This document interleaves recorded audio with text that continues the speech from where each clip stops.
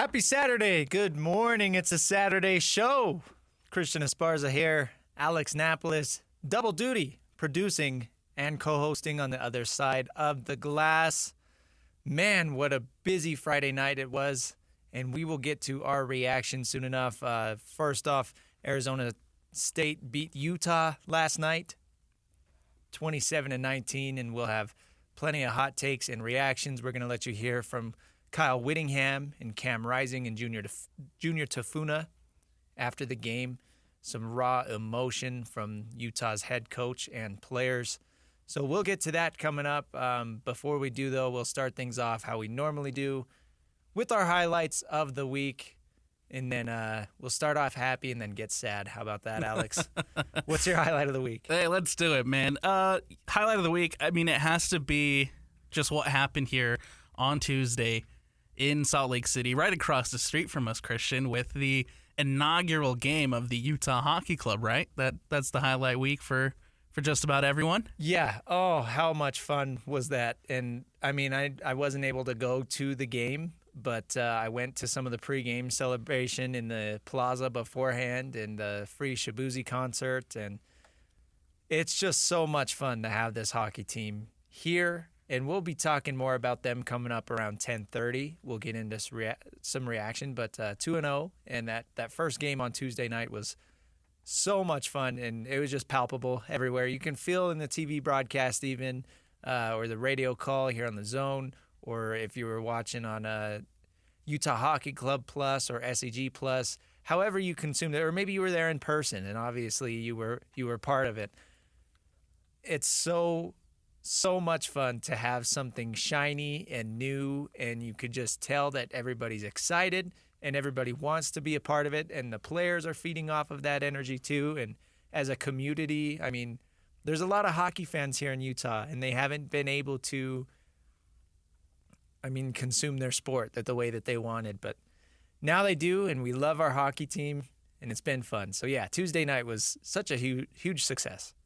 It was a great success. Got here super early because I thought there was going to be, shut down streets and traffic. And I got in and out of the building pretty quickly, so that allowed me to go walk over and see the crowd and just walk around the plaza for a little bit. And there was a lot of people, man. It was good to see Utah show up for hockey. There were so many people, and I'm sure there were a lot of people just like me and didn't have tickets at the game, but free celebration right outside the Delta Center. And that's what you do, right? That's how you get people to show support for the team, show out and show up, and free stuff. It didn't cost anything to go out there and have some fun and be a part of this. And absolutely.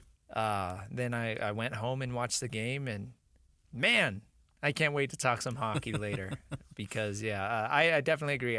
I'll steal your highlight too. That was my highlight of the week for sure, because as far as last night, things were rough. Right? Yeah, let's get into the sad stuff. So I was producing Utah State last night. That game didn't go well either. They lost to UNLV. What was the final here? I kind of shut it out of my memory. They lost to UNLV 50-34. That rough, huh? You already got it out of there. I moved on pretty quickly. So I was producing that game, but on the other side of me, we had the Utah game going on, and Utah coming off.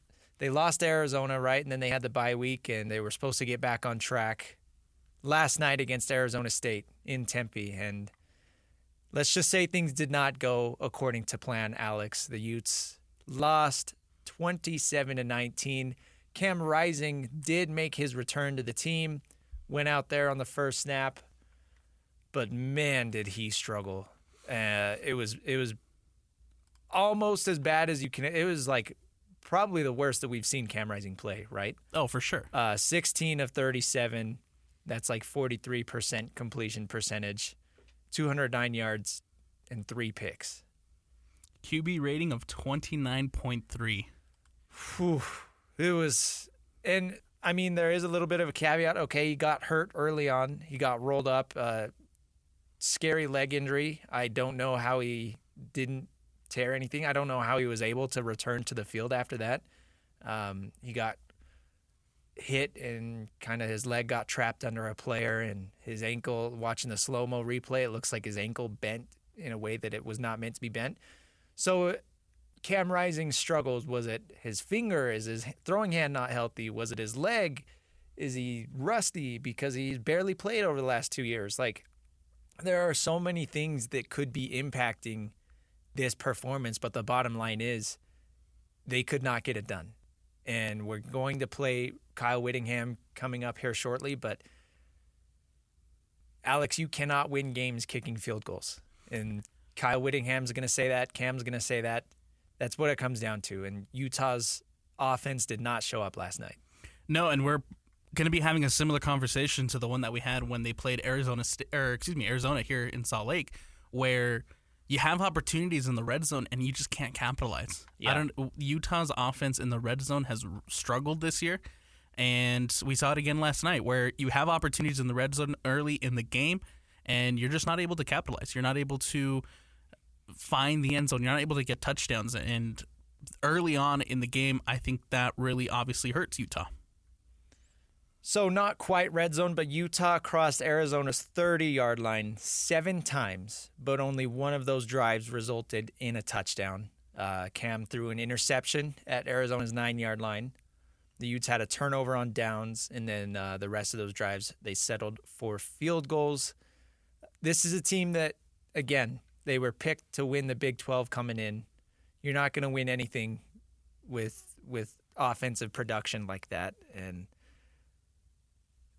just this, like you said, the same stuff we were talking about last week, struggling in the red zone, struggling to get a push, struggling to move the ball through the air. Mekhi Bernard, the lone bright spot on offense, 129 yards and a touchdown on the ground. He also added 61 yards on 5 catches, so nearly 200 total yards of offense for Bernard. But we have to give Mekhi Bernard some flowers. Yeah. Because he was the biggest bright spot on that Utah offense last night. He was all they had. He was carrying that team on his back. And another bright spot was Brent Keithy playing Wildcat. Yeah. Right. No, and that's some more of the frustrating stuff. It's like, what are they doing with the play call? Why they put Brent Keithy in as the Wildcat quarterback on, what was it, like the 2-yard line? They did one from even further back too. They did it They tried to do it a couple times. So and more than once. It was more than once, yes. And I think the first one, if I remember right, got stuffed. And then after that, anytime Keithy would line up in the Wildcat, Dillingham would call a timeout and change up his defensive look to make sure that Brant Keithy couldn't do anything. So I really, really want to know what that was about. I mean, did Ludwig see something on tape? I mean, it's not like Brant Keithy is this freak of nature athlete that's bigger, stronger, faster than everybody. I mean, he's a really good tight end, and he's really good in space, and being that sort of weapon in the receiving game. And I'd argue that Brant Keithy is way more valuable doing that than putting him in at the Wildcat quarterback. I mean, if you want to run Wildcat, why not have Bernard do it? I agree. So I really have no idea what that was. And look, Christian, I think obviously the spotlight's going to be on that offense, Cam Rising's return, the big storyline. However, I think we also got to talk about the defense. And because the defense was out-physicaled against Arizona, and I truly believe they were out-physicaled again last night against Arizona State. Yeah. I mean, obviously some stats. The running back, Cam Scatabo, he iced the game, man. He did. 158 yards, 2 touchdowns, and those 2 touchdowns came late in the fourth quarter. A 50-yard touchdown run, and then 2 drives later, a 47-yard touchdown run. So that, to me, that shows the Utah defense bending, and then just breaking. Yep. That's what that is. And it's tough because up until that point, I mean, you're allowing 13 points, right, to Arizona. And your offense can't – the offense is not getting any production. And late in the fourth quarter, it's just frustrating. And then you break. You allow the touchdown runs, the long touchdown runs, and it seems like the team is falling apart. And this is something that has been a worry that we've seen every time Cam Rising goes out, every time he's hurt or leaves the game. It's like the team just crumbles. They don't know what to do. And it's amazing to me that one player can have that much of an impact. I know Cam Rising is a great quarterback for this program, and he's done so many great things and led them to Pac-12 championships, plural, and Rose Bowl appearances, plural. Like, that's awesome, and I don't want to take that away from him, but it's just crazy to me how they seem to just roll over and die and I know he didn't leave the game last night, but it's like that was not Cam Rising playing. That was a shell of Cam Rising.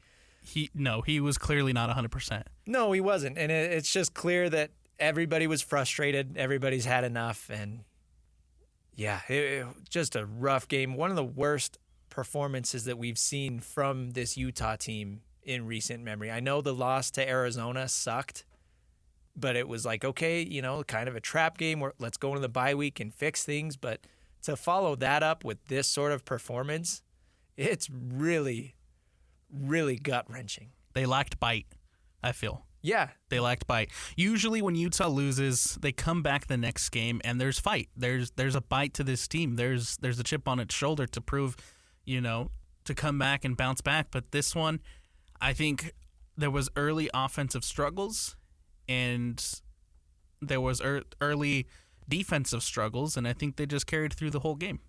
We didn't see much of a bite from Utah. No, not at all. And they just, Utah has this reputation for being tough, being resilient, having an edge.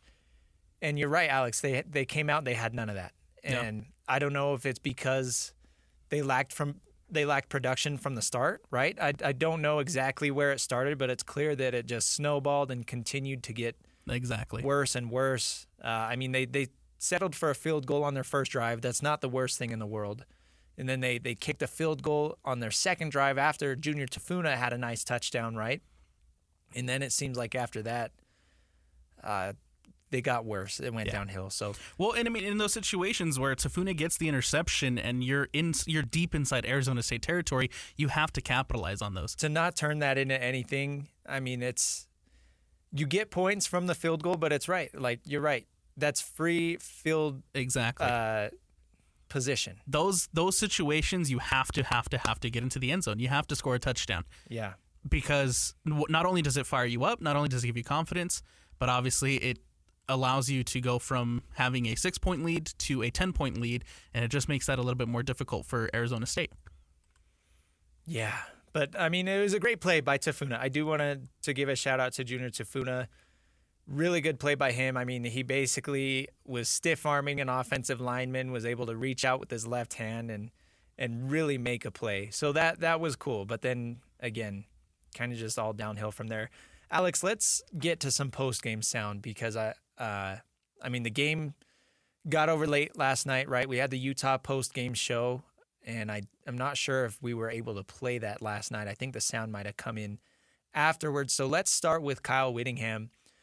This is Utah head coach Kyle Whittingham addressing the media last night after that tough loss to Arizona State. All right, very similar conversation to what we had after the Arizona game. Got out rushed. We were awful in the red zone. I lost the turnover margin. Missed a bunch of tackles. And so, unfortunately, and very disappointingly, it's the same storyline. And as long as we have our woes in the red zone, we may not win another game this season until we get it fixed. That's how important it is. It was not due to lack of time spent on it. Tripled the practice amount of time over the last 2 weeks. And again, very disappointing that we didn't see better results. You cannot win football games, rarely if ever, with a bunch of field goals. You just can't. It just doesn't work. We had 4 field goals, and that's as negative as it is a positive because you can't win kicking field goals as a general rule. And so we've got our work cut out for us. We're a good football team. I firmly believe that. But again, shame on us for having the same storyline 2 games in a row. And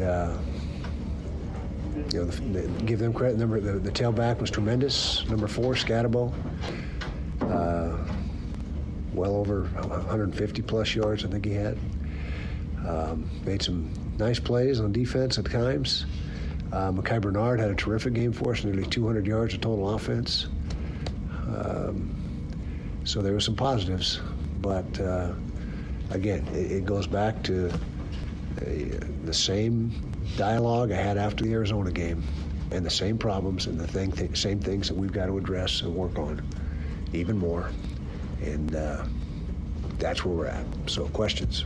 Kyle, obviously you get Cam back, but was there any conversation maybe at halftime knowing that he was injured to switch it up? Or? No, he wanted to play, and he felt very strongly that he wanted to stay in the game, and he won a bunch of ball games for us. It was very apparent that he's not at 100%, but it's coaching decision to decide who gives you the best chance to win the game, and that's who you put in there. And like I said, Cam has been terrific for us in the past, and you can see the rust.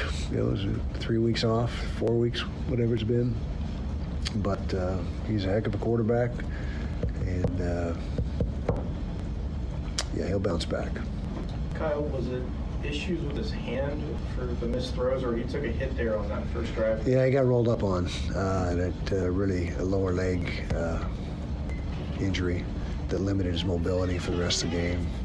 And of course, you see he's wearing the glove, so he can increase the grip, help the grip on the football. So that's he's banged up. Was it more of the hand, or was it more of the leg? I'll have to ask him. Tomorrow we'll have a conversation and find out. But he was adamant about wanting to go. He wanted to go. He's a competitor. He's a very competitive kid. Considering the 2 losses now and the new injury to Rising, how much do you now weigh the balance with Isaac?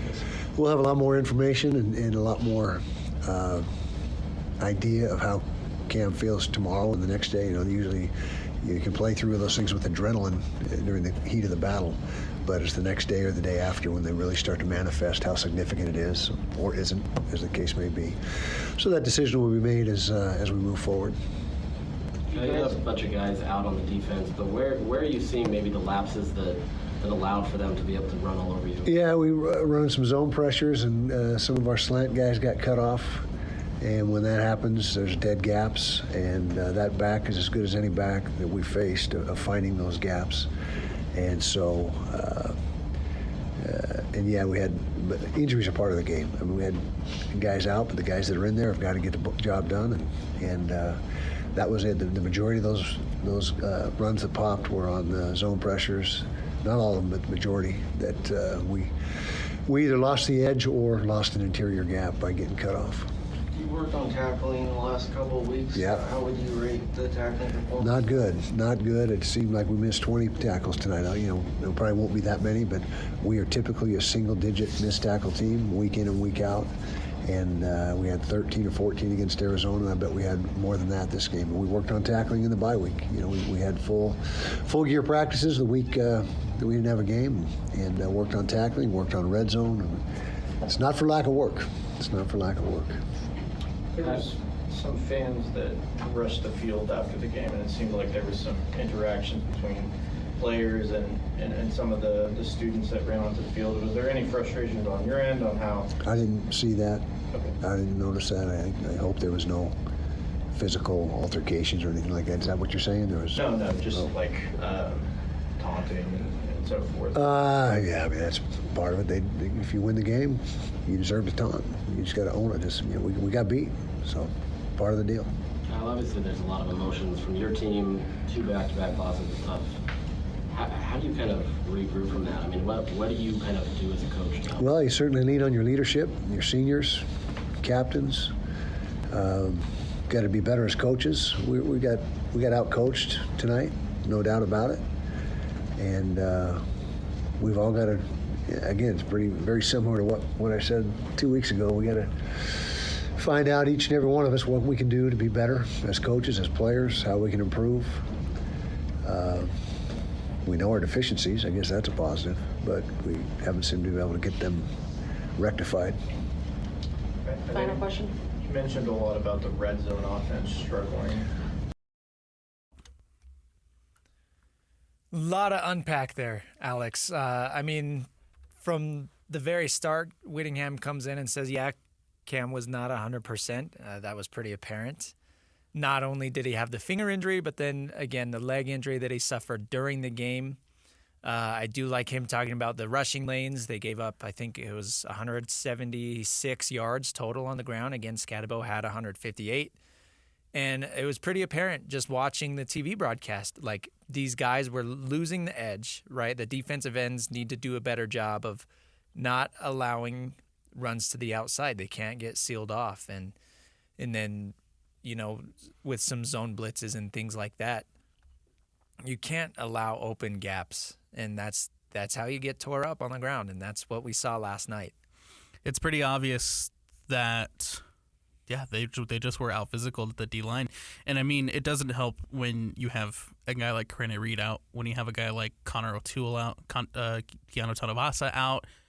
So many defenses, or so many injuries are beginning to pile up on this defensive side of the ball, and I think it's starting to catch up. And, again, I think that factors in a lot into that the poor defensive performance against Arizona, and now a poor defensive performance against Arizona State. Yeah. I thought it was interesting. They asked him about the fans rushing the field and taunting, and that was a big thing because Arizona State had a bad season last year. Right. And for them to be seeing so much success this season and beat the number 16 team in the country, and say what you want about rushing the field. I know some people are against it, maybe in that particular scenario, but Whittingham made a good point. Like, he says they win the game. They have the right to taunt. I thought that was interesting. But again, it's just so many frustrating things happened last night. And let's get to Cam Rising and Junior Tafuna post game. This one was about a minute. This one was pretty short. Cam, was it the leg or the hand that was giving you problems tonight, or both? Just played like that's about it. Cam, what kind of happened through this game? I know you just said you played like what do you kind of think? Where did everything kind of go wrong? I just wasn't playing well. I think the guys were doing a great job getting open and stuff, and I just wasn't able to throw down the ball and get it to them accurate, and just weren't able to move it because of that. Junior, on your end, obviously you're missing a bunch of guys on defense. But what kind of happened on the defensive side that allowed them to kind of run all over you? Man, just not playing well all around. Cam, was there any talk at halftime, given your struggles, for you to potentially be pulled out of the game, or was there none of that? Can ask coach. Where do you guys feel like you go from now? I know this is back-to-back losses. It's tough. One game at a time. Just one game at a time. Some raw emotion there from Cam Rising and Junior Tafuna. Obviously, Tafuna very emotional after the defense struggled the way they did. Cam Rising pretty frustrated with his offensive performance and his personal performance as well. Played like crap. So those are his words, not mine. Sorry. We bleeped it, obviously. But it's an interesting conversation, and we'll wrap up this segment talking about this, Alex. Like, at some point, do the Utes need to consider benching Cam? And it's one thing during the game, right? But it's another. It's a talking point for the whole next week for the next game against TCU, right? Like, where does Utah go from here? I think a lot of it for Utah is solved if you can get out next week and beat TCU. You would hope so. If you can come out and show that bite, show that physicality, show what Utah football is all about against TCU, you can definitely right the ship.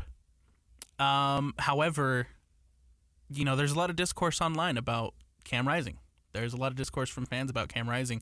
And at some point, do you look at this Utah team and maybe think about how fans are so caught up in trying to replicate 2021 and 2022 when Utah won those Pac-12 championships and went to the Rose Bowl that it's time to overlook that and start building for what's next. It's hard because obviously 43% completion percentage, 209 yards and 3 picks is never going to win you a game. Right. And Cam has done so much for this program again, but just watching last night, it was clear that was not Cam Rising. And again, I get it with the injuries. His hand's not right. His leg's not right. But it's just so weird now watching this player. There were so many clear situations where the old Cam would have tucked it and run it. And I know that we spent so much time harping on he needs to be smarter in those scenarios, and you need to protect yourself and protect your body. And I get it. I don't have a problem with him not tucking and running it, but he seemed a little antsy and scared last night. And I get that there's some rust, and I get that he's probably frustrated with his own body and seemingly constantly being injured over the last 2 years. But it's just so weird to watch this version of Cam, and it's not good for Utah's offense, and it's not good for their chances to make a Big 12 title game. And now that they have 2 conference losses like that feels like it could be a pipe dream. But the bottom line is you don't make a quarterback change unless you feel like the other guy, in this case Isaac Wilson, can give your offense a spark, right? And then that's a whole nother question, because it's not like the offense was a lot better with Isaac Wilson. I mean, even in the Oklahoma State game, like they were winning off field goals in their defense. And maybe that changes if you decide to just say thank you for everything you've done, Cam Rising, but we're going to go on to Isaac. And then that kind of puts away the questions, right? You're not having to deal with that all week. Right. You give Isaac Wilson all the reps with the ones, and maybe that does make a change. But, I mean, if this is going to be what the Utes offense looks like with Cam Rising, it's not good enough. It's not good enough. No, absolutely not. And to go back and quote Kyle Whittingham from a couple of weeks ago, he says, we have to figure out what quarterback is going to give us the best opportunity to win, whether that's in 100% Isaac Wilson or a 70% Cam Rising. Yeah. And now we're revisiting that question, right? Right. Because last night 70%, or I would even say 60%. I'd say Cam, 40. Yeah, that Cam Rising obviously can't get the whatever job, that was out there. Done. Yeah, no, you're not going to win games with that under center. And I guess that just opens in a whole nother conversation and a whole nother can of worms of, is 100% Isaac Wilson right? Do they not trust him? Do they not? Why didn't they want to go back to 100% Isaac Wilson? Right.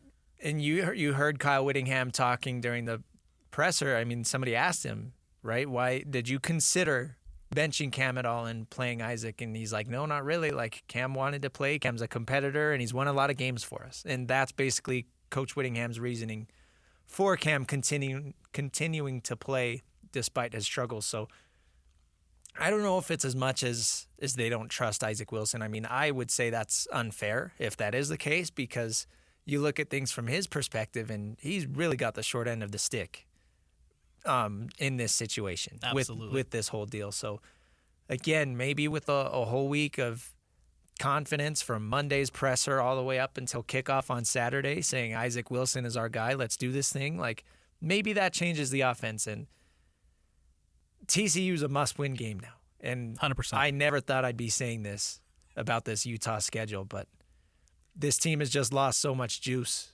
over the last couple of weeks. It's almost sad watching it. Like, I really genuinely, it's one of those things where it's like I got to close my eyes, cover my eyes, and kind of look through my fingers because it's ugly. It is. But it was not a good performance last night. It's been a circus since week 1 or week 2, I guess. The week 1 win was nice, but man, I don't know where Utah goes from here, because I don't know how much healthier Cam Rising gets in a week. So we'll see. I can't wait to hear what Whittingham says Monday. Again, he said during his presser right there, you don't really know the extent of injuries because of the adrenaline and that sort of thing. So give Cam the weekend to rest, especially the extra day off. And I'm sure we'll get some more info on Monday, but then again, maybe not. Coach speak, you never really know what to expect there. So just a rough deal for the Utes. If they want to make that championship game, they're going to need a lot of help as well as winning out. Yeah, I mean, that's 2 losses already, right? That's what it's going to take. So can't wait to, I mean, again, we're going to be talking about this all week because it's such a big story. And then see if they can get back on track against TCU next week.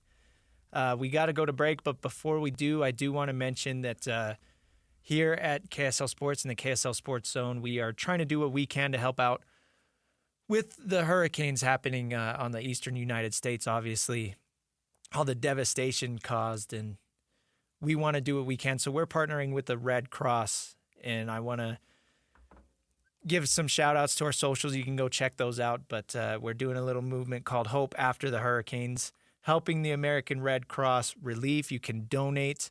There are links on the KSL Sports Zone socials, the KSL Sports socials, coming together to support the Red Cross in their efforts to provide critical relief for the victims of the recent hurricanes. The Red Cross, of course, they're on the ground delivering food, shelter, and supplies to those that have been hit the hardest, and they need our help to continue these life-saving efforts. This is our opportunity to offer hope and assistance to families who've lost their homes and livelihoods due to these devastating hurricanes. And together, we can make a difference. Every dollar counts.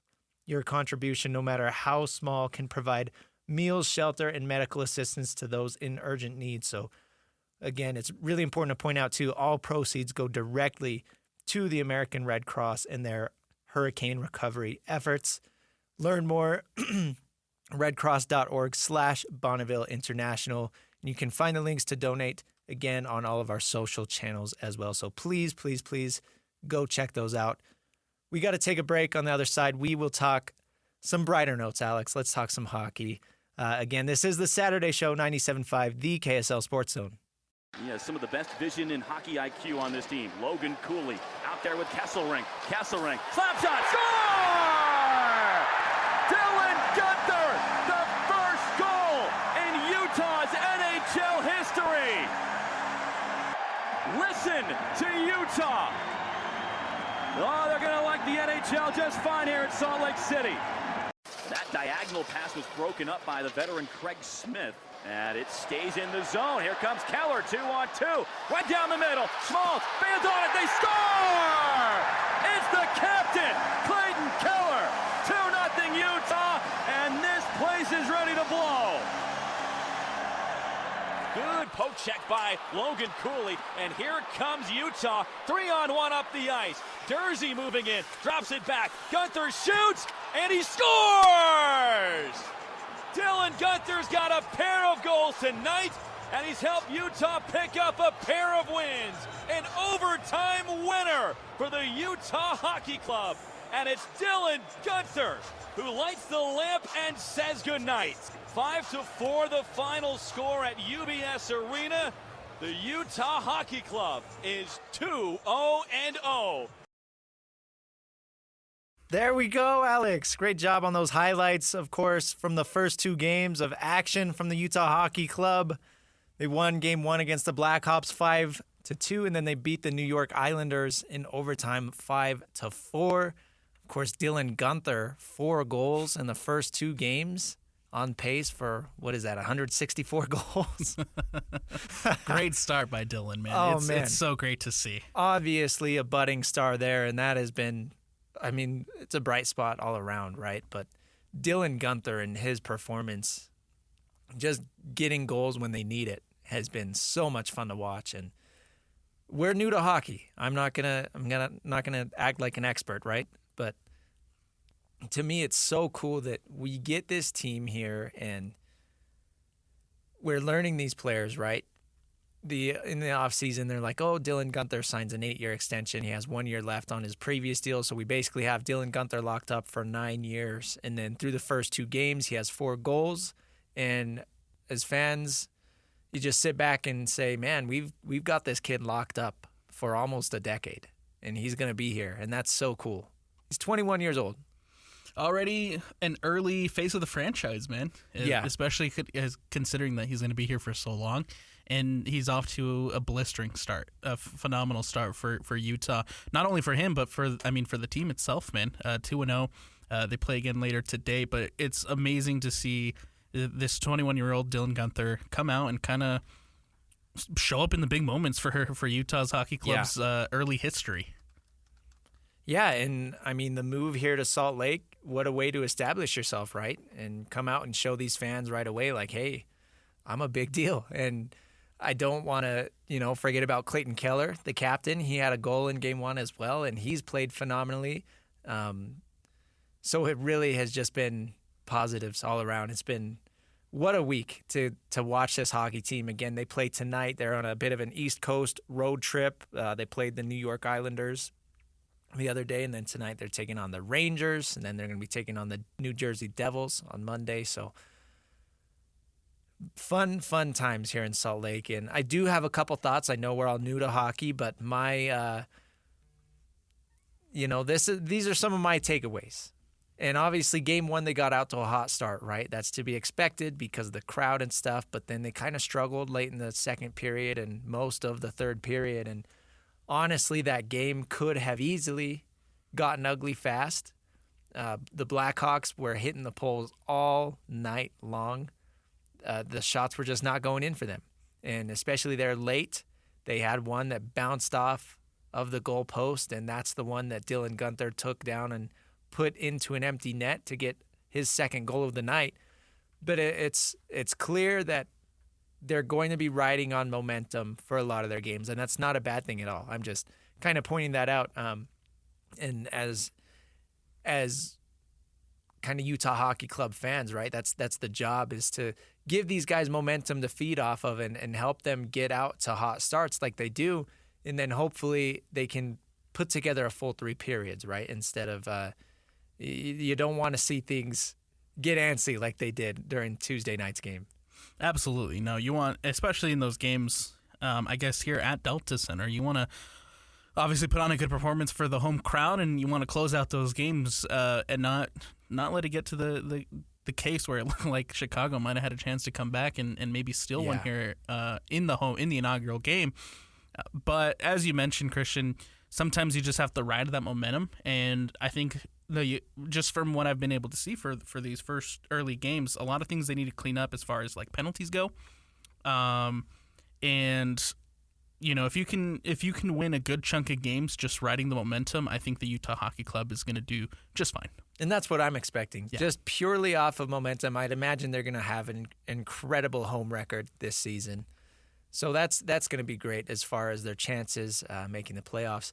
I want to point out, again, some more early thoughts. I think Connor Ingram has been a phenomenal goaltender. Yes. He has made some very, very impressive saves. He's been really good throughout the first couple of games for Utah Hockey Club.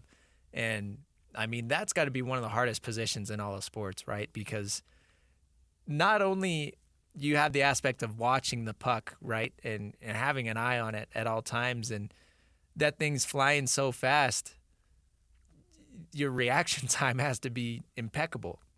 Absolutely. And he's been able, he had that save during the Islanders game where he was out behind the net and then not really expecting the puck to come down, and he had to hurry and race around to the front and dive and make just a crazy save. So shout out to Connor Ingram.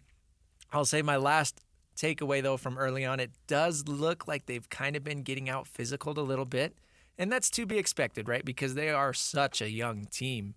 And I don't know what the size disparity is as far as Utah Hockey Club versus the rest of the NHL. I don't know if maybe they need to bring in some more muscle. I know that's why Spicy Tuna, Liam O'Brien, has such a kind of important role for this team. That's kind of his job, to go out there and be an enforcer, be a goon, rack up those penalty minutes. Goon, by the way, is a hockey term. I'm not calling them names. That's what they call those guys. That it's kind of their job to go out there and mess up the other guys. So, but yeah, I wonder if the size disparity again, and I don't want to say lack of physicality, but I guess their youthfulness, and they're still growing, right? They're still maturing. They're still getting used to the speed and size of this NHL game. I wonder if that's going to be a storyline later on in this season if they're fighting for a playoff spot. Could be. We saw that a little bit through the first 2 games, but I do also want to point out the resiliency of this team, right? You're down, or you're up 2-1 heading into that third period against the Islanders. Yes. They score, they take a lead, and then your ability to come back and tie it up within seconds of going down, I thought that was huge. And to force OT, and then not only force OT, but to go on and win it in OT.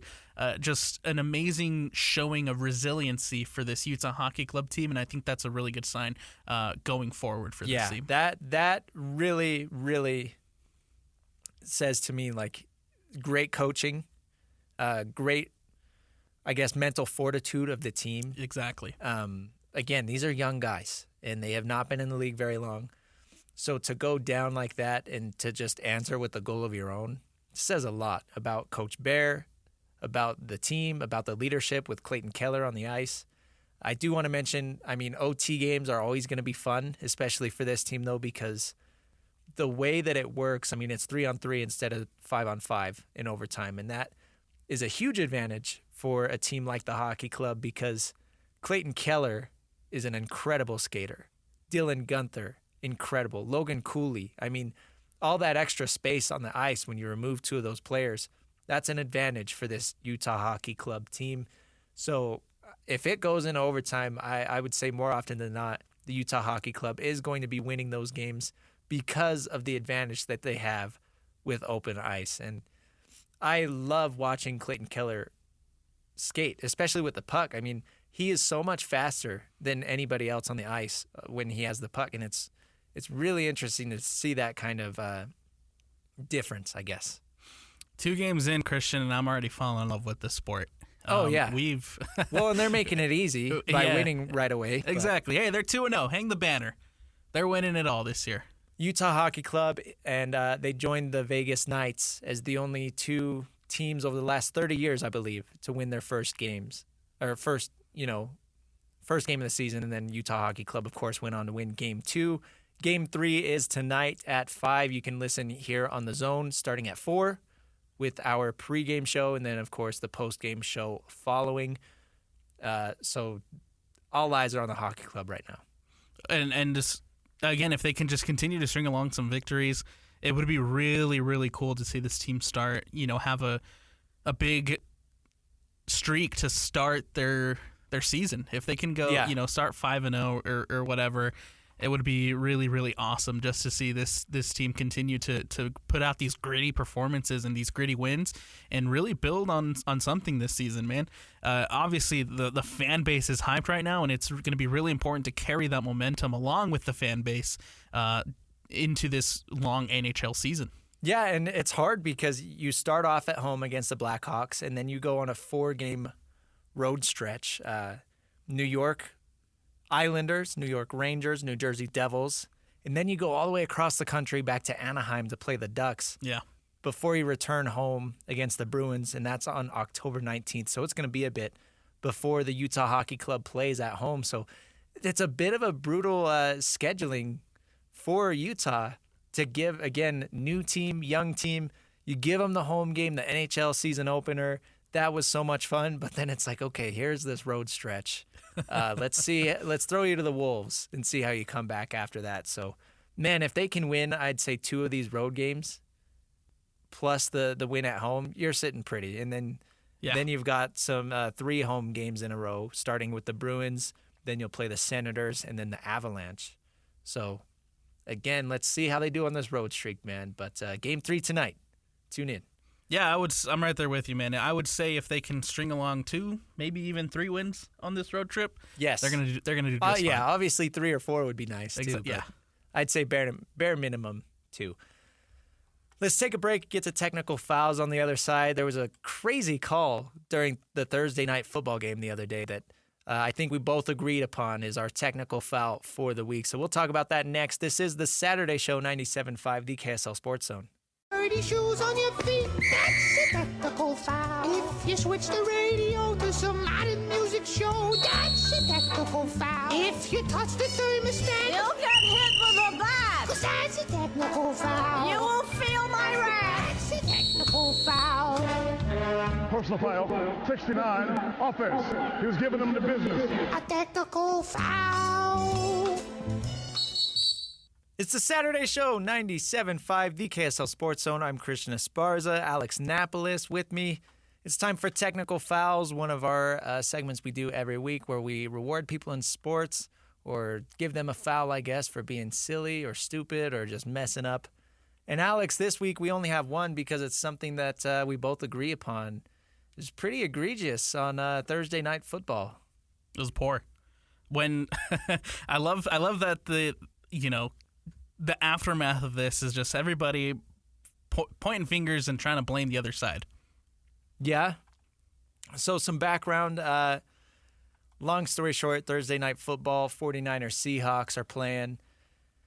It was the 49ers that punted the ball, right? And then the Seahawks player was positioned underneath the punt. He was going to catch it. Then he just missed the ball. And then it bounced up. The 49ers players recovered it, so it was down in Seahawks ball. But then on the replay they're showing on the TV, it hit the Seahawks player's thumb when it bounced up off the ground. And since the 49ers recovered, it should have been 49ers ball. Yes. So they're showing the replay, and they're saying, on the broadcast, this is pretty clear. It should be San Francisco's ball. But then they come out, the officials come out and say, yeah, it's Seahawks ball, first down. And everybody was really, really confused. The technical foul is after the game it came out. No, it was during the game. They bring in the rules analyst, and he says, what happened was the officials on the field did not have the clear camera that we have watching on the broadcast.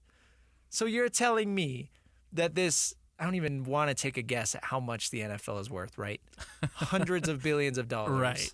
Right. You're telling me that this business that is the most watched entertainment in America, you can't somehow get the officials the best camera angle, especially when it's something that's so clear to everybody else at home. And in a game like this where not only is it a close game, but it's a division matchup that actually matters. This is the number 1 and number 2 team in the division facing off against each other. So, yeah, this is a pretty big call. You're telling me you can't get them what they need to make the right decisions? No, and I think it's even better that the NFL came out and said, "Oh, we actually don't show the officials the same angles that the viewers are seeing." Yeah. So nobody knew that. Nobody knew that. And so now we're at a point where we're restricting the officials who are there to make the calls and make the right calls and make the important calls like that one, and we're limiting them some videos for some reason. Yeah, no wonder the officiating has sucked. They're watching they're watching videos taken on an iPhone 4S. Yeah, this is really, really weird to me because, again, they have so much money. They have money out the wazoo. How can we not get the refs these camera angles and the clear, high-quality HD videos that we are seeing? I don't understand why and how they can't make that happen. I think it's a failure. When you have an angle like that one, like the one that we saw, like where it's clear and obvious what had just happened, and you're not allowing the officials to see that to make the right call, I think that's a failure on the video officials. I think that's a failure on the NFL because how now that, like you said, that begs the question: how many games before in the past where there was a bad calls made? Yeah. How much does that play into that now? So this, in retrospect, now we know that we've been dealing with this the whole time. Yep. Yeah. Yep. And it's fun. Like I said, it's funny because the NFL is like, that's not our fault. And No, then it's not our fault. Prime's like, okay. It's not our fault either. Whose fault is it? Everybody's just pointing fingers at each other. And at the end, the Seahawks won. So, I mean. Yeah. Or no, San Francisco won. Or excuse me, yeah, San Fran won. So, I mean, if at the end of the day, Seattle would have won, if the Seahawks would have won, I mean, we're having a completely different conversation, right? Right. Right now we can sit and laugh at it, but if Seattle goes on to win this game, we're saying, okay, something needs to change. There you go. At the time, San Francisco was up 23-17. They recovered the ball on the 3-yard line, so they would have presumably been able to punch another one in and grow their lead. But as you point out, yeah, the San Francisco 49ers, they did go on to win this game, but really, really head-scratching move by the NFL. Why? Why would you not have the HD, Ultra, 4K cameras, whatever, man? See, and this is where I look at a league. This is where I look at Major League Soccer and their new video assistant referee, the VAR system that they use. they put it up on the broadcast so you can see exactly what the referee's seeing. And I think that's super transparent. That's super cool. Plus, you have all the angles available. And so in those situations, it makes me wonder, if the NFL will ever allow us to see what the replay officials are looking at, like Major League Soccer does. Well, until then, we had kind of assumed that that's what we were seeing, right? Exactly, yeah. But so now, it is a can of worms that gets opened up. Like, how many awful calls in the past have been made because of this? Exactly. So that's funny, but just a little. Unfortunately, that's going to be our only NFL talk for today. We've got a packed Saturday. On the other side, Alex, let's talk some BYU. We've got the Cougars hosting the Arizona Wildcats. Kickoff is at 2. Fox is there with their big noon kickoff. It's a big celebration in Provo. So we're going to do some BYU preview coming up next on the other side of this break. This is the Saturday Show 97.5, the KSL Sports Zone.